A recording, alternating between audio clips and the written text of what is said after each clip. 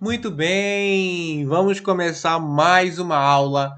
A gente vai falar hoje de teoria clássica da administração. Uma aula onde eu introduzo mais uma teoria para você. A gente já falou de teoria científica e agora vai falar de teoria clássica. E o que eu preciso te falar? Bom, primeiro, se você não estudou teoria científica, tipo assim, você caiu de paraquedas e você já quer entender teoria clássica. Eu vou te fazer o pedido, o seguinte pedido. Vá estudar a teoria científica primeiro. A gente vê em TGA várias teorias. A saber, teoria científica foi a primeira que a gente já estudou. Essa é a teoria clássica, depois teoria das relações humanas, teoria neoclássica, teoria burocrática, teoria estruturalista, teoria comportamental, sistêmica, contingencial.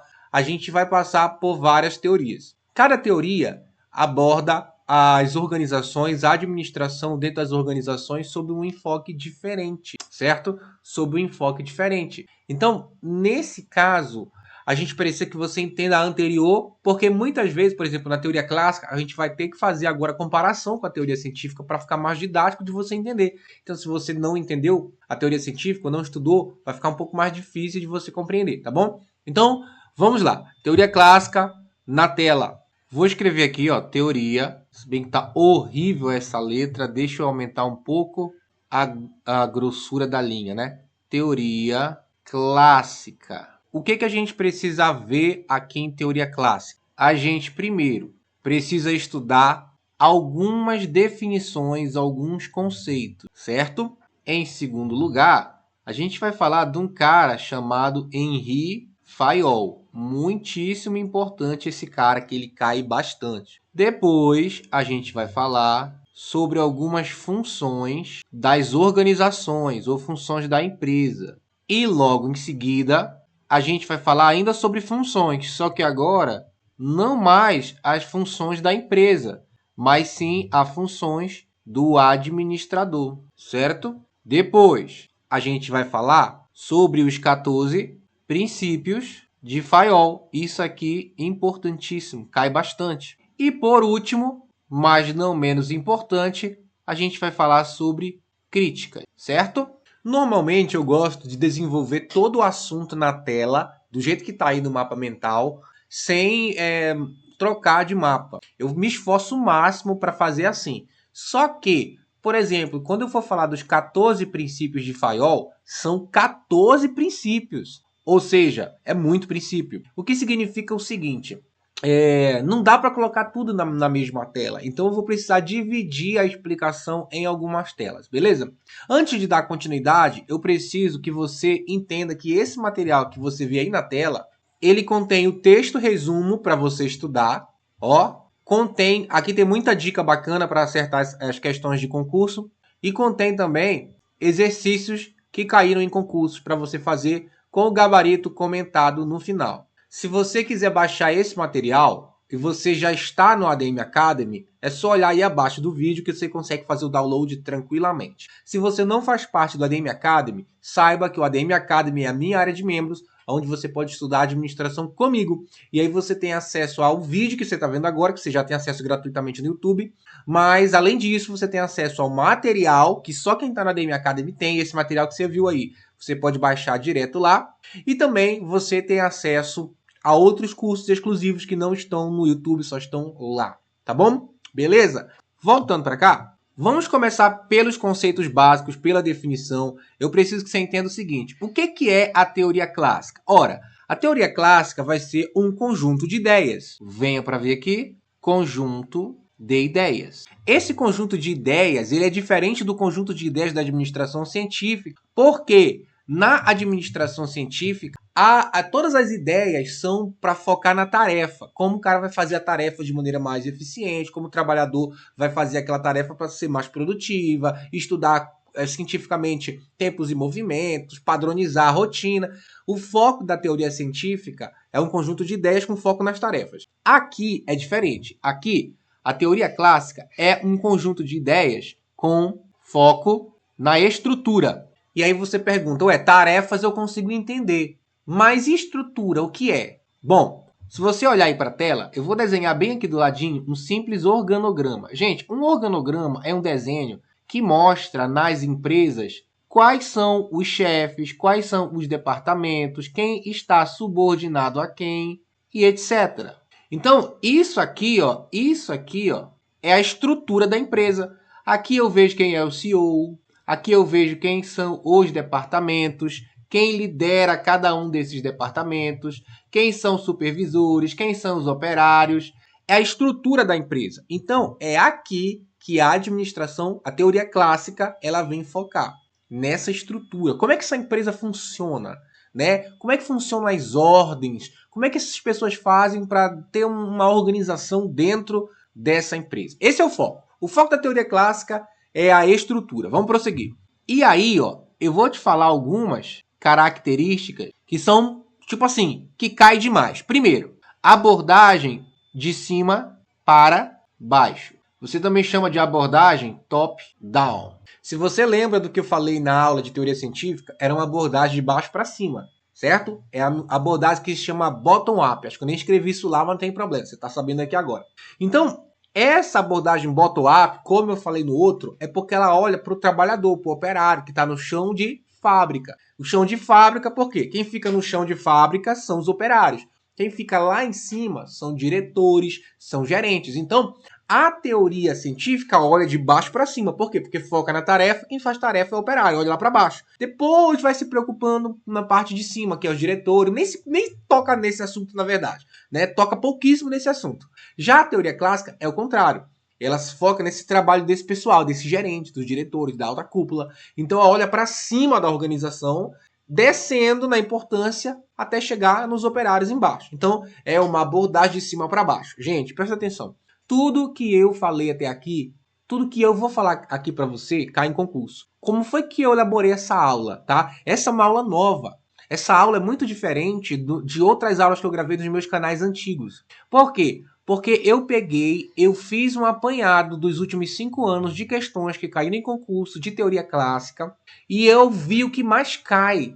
Então, tudo que está aqui é o que de fato aparece nos certames. Então, ó, tipo assim, a chance de você acertar é tipo muito grande. Cair uma questão desse assunto de acertar é muito grande, porque eu só estou colocando aqui o que caiu nos últimos 5 anos, tá bom? Então, eu preciso que você foque nisso. Top-down, de cima para baixo, é um conceito importante que costuma cair. Voltando para cá. Também, a teoria científica traz a ideia de estrutura rígida. Quer dizer, você vai ver uma hierarquia clara. Por exemplo, quando você olha para a estrutura, ó, você consegue perceber que, por exemplo, esse manda nesses 3. Você consegue perceber que esse manda nesses 2. Então, a estrutura ela é rígida, ela é clara. Aqui tem regras definidas, certo? Outro ponto, universalismo. O que é universalismo? Basicamente, a teoria clássica ela acredita que as ideias que ela traz servem para toda a organização, tá? Então, tipo assim, vou pegar essa ideia e vou colocar em tudo. É como se fosse uma receita de bolo. Que, aliás, a gente até, dentro disso aqui, ó, tem um termo chamado abordagem prescritiva. Que é tipo abordagem que prescreve uma receita de bolo. Tipo, funciona em qualquer lugar. Se acontecer A, você faz B. Se acontecer C, você faz D. É como se fosse uma receitinha, certo? Isso aqui foi muito criticado por várias pessoas, dizendo que a administração não é uma receita de bolo. Então, mais é interessante trazer isso aqui. E mais um ponto é a ênfase na eficiência, que é aquela parada de eliminar desperdício, padronizar processos, etc. Então, entenda o seguinte. Não sei o que é eficiência. Eficiência é quando você consegue fazer mais com menos, ou quando você consegue fazer mais com com os mesmos recursos. Tipo, 2 pedreiros constroem um muro um constrói em um dia, outro constrói em 2 dias. É o mesmo muro, o mesmo tamanho, o mesmo material. Quem foi mais eficiente? O que gastou menos tempo. Eles conseguem fazer o muro no mesmo tempo. Um dia, os 2 levam um dia. Quem gastou menos materiais? Foi o pedreiro 2, então ele foi mais eficiente. Quem usou menos ajudante? Foi o pedreiro 1, então ele foi mais eficiente. Então o que é a eficiência? É você conseguir, com os mesmos recursos que você tem, tempo, você conseguir economizar. Economizar custo, economizar tempo, economizar pessoa, economizar matéria, Eu não vou entrar em detalhes com isso, porque aqui você tem o curso de Fundamentos da Administração e lá no curso de Fundamentos da Administração você consegue ter uma aula onde eu explico sobre a diferença entre eficiência, eficácia e efetividade. Então vai para lá.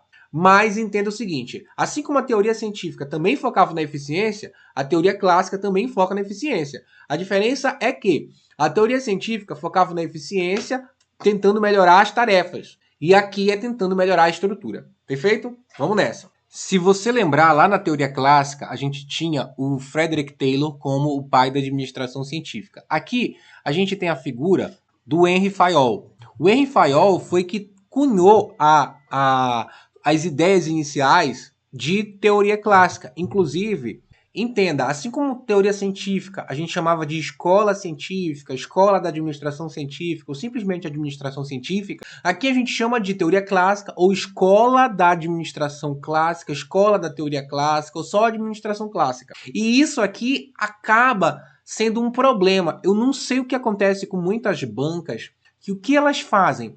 Elas chamam, por exemplo, às vezes, a teoria científica de administração clássica. Por quê? Não faço ideia. Eu não sei o que está na cabeça do cara, do formulador, do examinador. Mas a questão é que a administração clássica é teoria clássica. Então, só que como algumas bancas acabam fazendo essa confusão, é bom que você entenda cada uma para que você, quando veja uma questão falando de teoria científica, chamando de administração clássica, saiba que, na verdade, ele não está falando da administração clássica, e sim da administração científica, certo? Bom, a questão é que esse Henry Fayol, ele é o expoente dessa escola, da teoria clássica. E a gente vai só explanar aqui uma coisa sobre ele, tá? Ele era engenheiro que nem o outro, tá? Que nem o Frederick Taylor, ele era engenheiro, tá? Ele nasceu em 1841 e morreu em 1925. Isso aqui não cai, tá? Isso aqui não cai. É só mesmo curiosidade. Vamos lá. Ele trabalhou numa mineradora, não vou colocar isso, mas ele criou a teoria clássica para resolver problemas reais que aconteciam dentro das administrações, dentro daquela época. E lembre-se, a gente está falando de uma época, o Henry Fayol, ele é contemporâneo do Frederick Taylor. Eles cunharam suas ideias mais ou menos na mesma época. Então é uma época de quê? De grande crescimento industrial, revolução industrial. É época em que eles estavam atuando, trazendo essas ideias principalmente para dentro de fábricas, tá bom? Por isso a eficiência é importante, por isso entender dos operários é importante. A visão do homem desse cara aqui continua sendo o homem econômico. Deixa eu ver se cabe eu colocar aqui. Vou colocar aqui em definição. Onde é que eu posso colocar? Vou colocar bem aqui, ó. Homem econômico. E você tem que entender o seguinte. A gente está falando da abordagem clara. Olha só, cara, que loucura. Olha só. A teoria científica e a teoria clássica fazem parte da mesma abordagem. Abordagem clássica. Então, eu acabei de falar. Eu não sei por que chama de administração clássica e fala de teoria científica. É porque a gente não usa o termo administração clássica para abordagem clássica. A abordagem clássica é uma coisa, tá? Mas tem nego que quer usar, beleza. Mas tá errado, tá? Tá errado. Eu vejo com uma visão errada. Então entenda, dentro da abordagem clássica tem duas teorias. Teoria científica, que a gente já viu, e teoria clássica. Dentro da abordagem clássica tem a administração científica e a administração clássica. Então são duas teorias, duas administrações, duas escolas diferentes dentro da abordagem clássica da administração, tá bom? Entenda isso. E nessa abordagem clássica, a visão que se tinha do homem era que ele era uma pessoa motivada por bens materiais, por dinheiro, que é a ideia do homo econômicos. E numa vez, alguém comentou, mas homo econômico não é isso, porque John Stuart, ele é economista, fala assim, assado. Gente, ó, não confunda as coisas. A abordagem clássica, que a Venato, esses autores da administração, vão abordar o termo homo econômicos na sua visão dentro da sua área.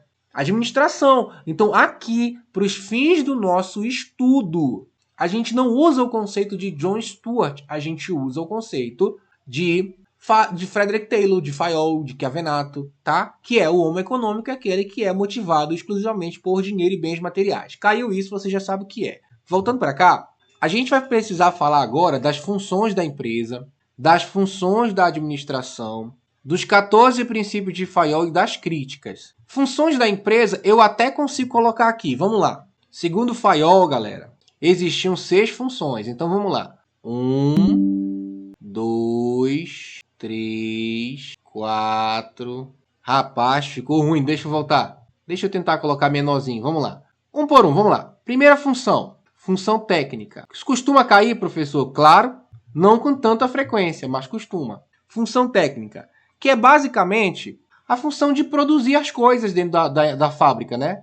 Ah, qual é a função técnica de uma fábrica de carro? É produzir os carros. Pronto, função técnica, é quem produz. Segundo, função comercial. Comercial é lógico que é quem vende. Então a empresa tem que ter a função lá, alguém para vender, uma equipe de vendas. Função 3, financeira. Financeira é quem faz a gestão da grana, do dinheiro. Não tem muito o que falar. Função 4, contábil. Hoje, o pessoal costuma juntar a função financeira e contábil na mesma função. Mas basicamente aqui diz respeito aos registros, né? Quanto entra, quanto sai, balancete, essas coisas. Vou colocar para cá a função 5. Função 5, função de segurança. Essa função é é a função que a empresa tem de proteger as pessoas, de proteger o patrimônio.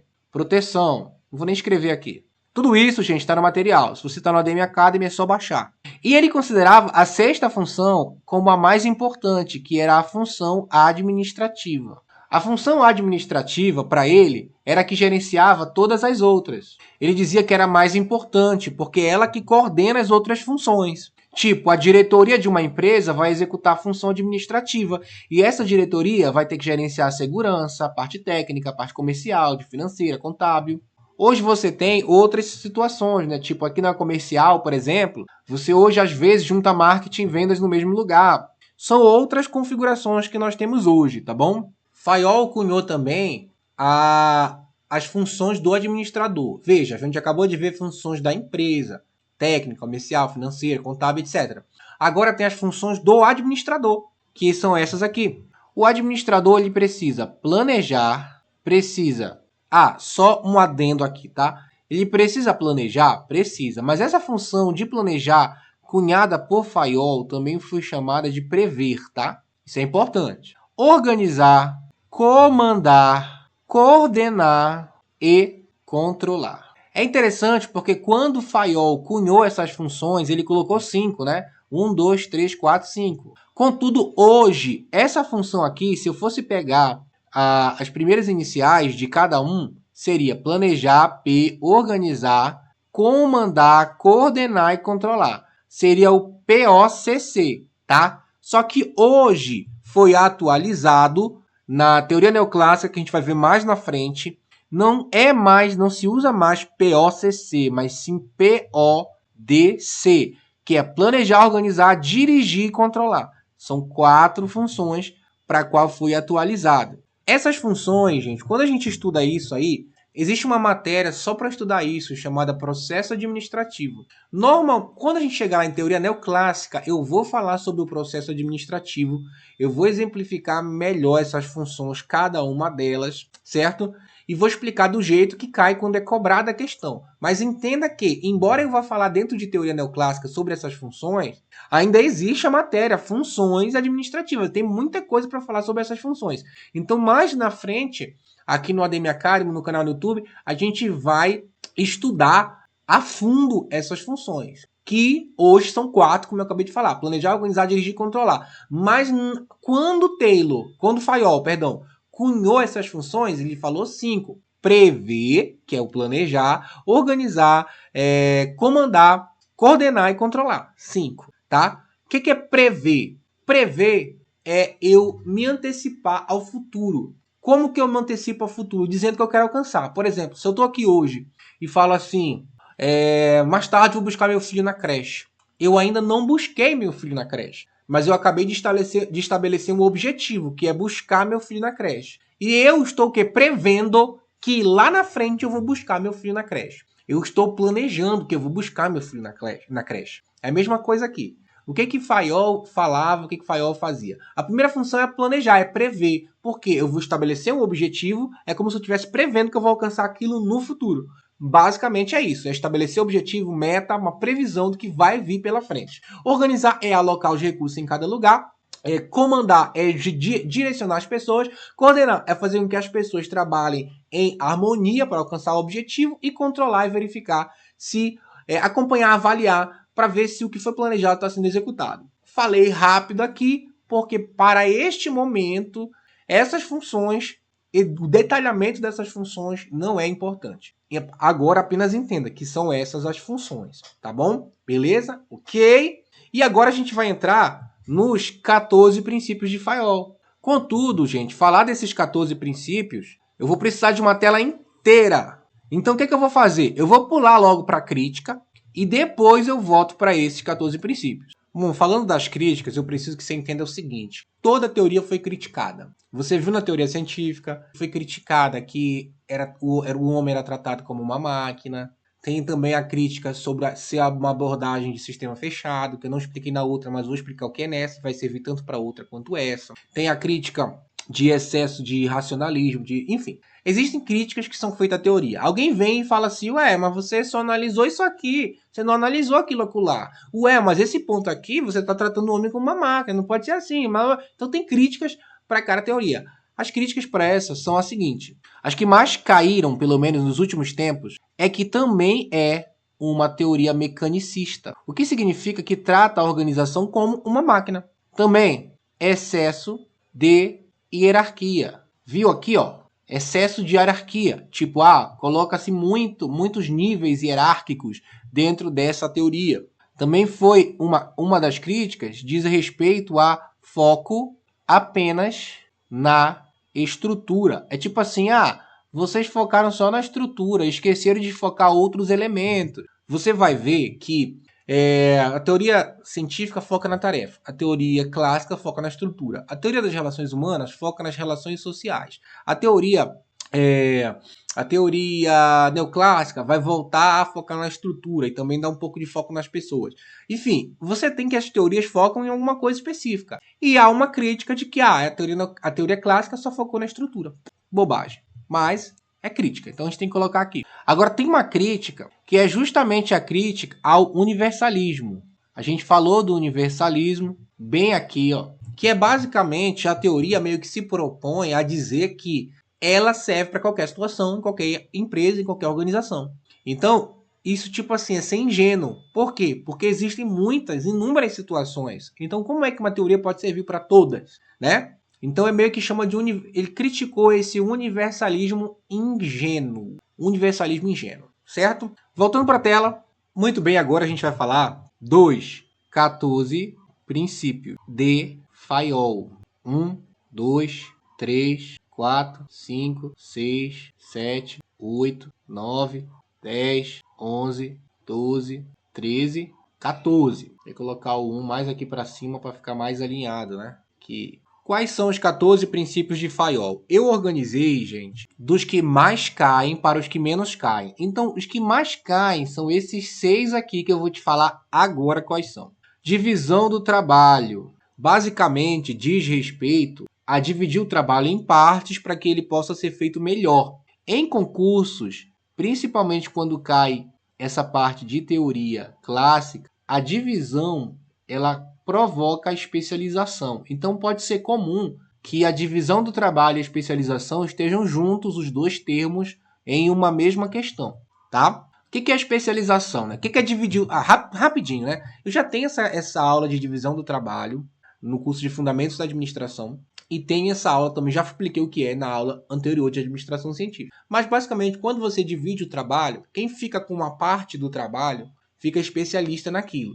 Então, por isso que a gente fala que a divisão causa especialização, beleza? Seguindo. Em segundo lugar, dos princípios que mais caem é autoridade e responsabilidade. Os dois andam juntos. Autoridade é poder para dar ordens e responsabilidade é prestar conta dessas ordens, né? O dever de obedecer essas ordens. A gente também já tem uma aula só sobre isso no curso de Fundamentos da Administração. Unidade de comando. Basicamente diz respeito a seguir um chefe. Eu não sei se você já trabalhou em locais que, às vezes, todo mundo quer mandar. Fayol dizia o seguinte, o subordinado só pode ter um chefe, senão dá problema. Uma pessoa manda A, outra pessoa manda B, eu vou fazer o quê? Quem é que eu vou obedecer? Unidade de comando. Também tem unidade de direção. Unidade de direção eu não vou colocar no quarto, eu vou colocar no quinto. Por quê? Porque eu preciso fazer um paralelo, uma explicação entre unidade de comando e unidade de direção, sendo que unidade de direção é o quinto que mais cai e unidade de comando é o terceiro. Unidade de comando, como eu já falei, é seguir só um chefe. E unidade de direção é seguir só um plano. Então, por exemplo, de repente você tem só um chefe, mas esse chefe te manda fazer várias coisas para alcançar o mesmo resultado. Em outras palavras, ele te dá mais de um plano. E Fayol falava, ó, não, você é importante que a organização tenha um plano a seguir. Então, cada funcionário segue uma pessoa e segue um plano. Essa é a diferença entre unidade de comando e unidade de direção. E agora sim, colocando aqui em quarto lugar, que eu pulei para poder explicar a diferença entre os dois, é a disciplina, que significa o quê? Que todos devem obedecer às regras da organização. Tudo isso aqui, gente, tá no material, que você pode baixar se você tiver no ADM Academy. E aí, o outro é o espírito de equipe, que significa que os funcionários devem trabalhar em harmonia. Esses 6 foram os que mais caíram nos últimos 5, 6 anos de concurso. Mas existem outros. 7. Remuneração justa. A empresa tem que ter um plano de cargos, um plano de carreira. E todos devem ganhar o que é justo para o seu salário. Aliás, o que é justo para o seu cargo. Você acha que você ganha o que é justo para o seu cargo? Reflita aí. Centralização. Diz respeito a concentrar o poder das decisões no topo. Às vezes, eu não sei se você já teve chefe que é centralizador. O que significa isso? Que ninguém faz nada se ele não autorizar, se ele não ver, se ele não permitir, se ele não avaliar. Isso é centralização. É quando o poder de decidir, ele fica muito lá em cima, sabe? É como se você pedisse para mim assim, ó. Alan, tu é meu subordinado. Posso fazer A? E eu, em vez de eu ter autonomia para te dizer, faz, eu te falo assim, não, eu vou perguntar pro meu chefe. Entende? Por quê? Porque a decisão está centralizada nele. Isso é centralização. Voltando para cá. Hierarquia. A hierarquia, basicamente, é a cadeia de comando. Cadeia de comando. É que é assim. Em cima, por exemplo, você tem o CEO. Aí, se você for seguir a cadeia de comando, você vai ter o diretor. Se você for descer, você tem o gerente. Descer mais ainda, você tem o supervisor. Descer mais ainda, você tem o colaborador, o operário. O cara que está lá fazendo a parte prática. Tudo isso aqui, ó, é uma cadeia de comando, é uma hierarquia. É a organização por ordem de poder, certo? Então isso aí é a cadeia de comando. Fayol diz que é importante ter essa hierarquia. Ordem. Tudo tem que estar no seu lugar. Equidade. Funcionários devem ser tratados com justiça. Antes de te punir, eu vou te ouvir para ser justo. Você é tratado com justiça no seu trabalho? Iniciativa. O funcionário precisa ser criativo, precisa ter atitude. Eu preciso estimular que ele queira dar sugestões. Eles te ouvem no seu trabalho? Ou eles minam toda a tua criatividade? Estabilidade de pessoal. Significa que não pode ter rotatividade. No seu trabalho, as pessoas costumam ficar muito tempo ou todo o tempo está trocando? Empresas que trocam muito, que são muito rotativas, que não têm estabilidade de pessoal, elas têm mais custo, porque o tempo todo você tem que fazer processo seletivo, escolher, treinar, esperar a pessoa aprender o trabalho. Isso gera muito custo para a empresa. Também tem empresa que não dá condição de trabalho para o cara, ele não fica, não paga um salário justo, etc. Tudo isso aqui já foi visto lá antigamente por Fayol. E por último, a subordinação do individual ao coletivo. Ou seja, os funcionários precisam se submeter à ordem da empresa, à organização da empresa. Precisam se submeter ao que for pedido para eles. Os interesses deles não podem se sobrepor aos interesses da organização. Certo? Beleza. Então, esses são os 14 princípios de Fayol. E com isso, a gente cobre toda a parte de teoria clássica, a maioria do que cai em concurso. Você está preparado para fazer. Se você quiser esse material, tá? Que eu já te mostrei, vou te mostrar de novo, que contém o texto resumo, contém exercícios de concurso e contém o gabarito. Se você quiser esse material, vem fazer parte do ADM Academy. O link está aí na descrição do vídeo. Se você já está, é só baixar aí embaixo. Até a próxima.